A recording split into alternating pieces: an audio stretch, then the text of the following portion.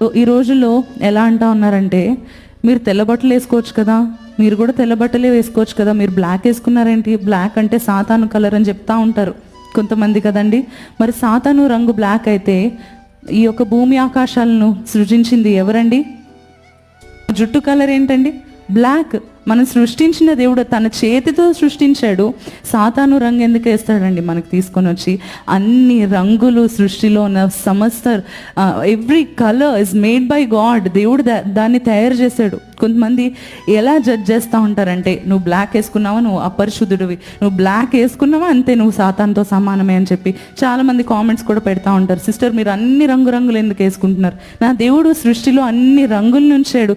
ఇంద్రధనస్సును చూపించాడు నా దేవుడు నోవహుకు ఒక వాగ్దానముగా. ఆ దేవుడే నా దేవుడు అండి.